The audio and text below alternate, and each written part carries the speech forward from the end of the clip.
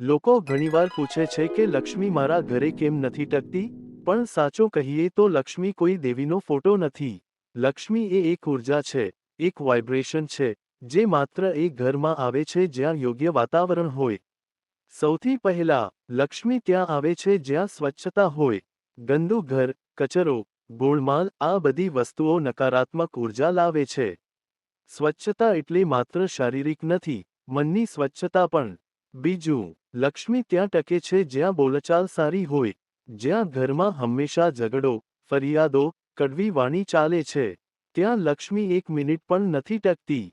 શાંતિ, સકારાત્મક વાતો અને પ્રેમ આ લક્ષ્મીને ખેંચે છે. ત્રીજું, લક્ષ્મી ત્યાં આવે છે જ્યાં પુરુષાર્થ હોય. માત્ર પૂજાપાઠ કરીને લક્ષ્મી નહીં આવે.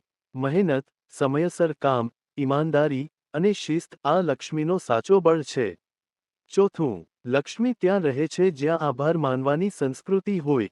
જે વ્યક્તિ પાસે જે છે તેની કદર નથી કરતી, તેને ક્યારેય વધુ મળતું નથી. કૃતજ્ઞતા એટલે અબન્ડન્સની કુંજી. પાંચમું, લક્ષ્મી ત્યાં આવે છે જ્યાં વૃદ્ધો અને માતા પિતાનો માન હોય. માતા પિતાનું આશીર્વાદ એ ઘરની સૌથી મોટી સંપત્તિ છે.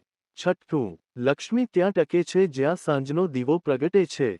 પ્રકાશ એટલે પોઝિટિવિટી. દીવો એટલે અંધકારને દૂર કરવો, ઘરમાં શાંતિ લાવવી.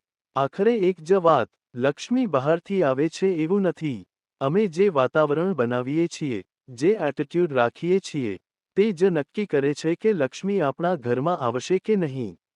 લક્ષ્મી એ આધ્યાત્મિક એનર્જી છે, અને એનર્જી હંમેશા ત્યાં જાય છે જ્યાં સ્વચ્છતા, શાંતિ, પ્રેમ અને મહેનત હોય.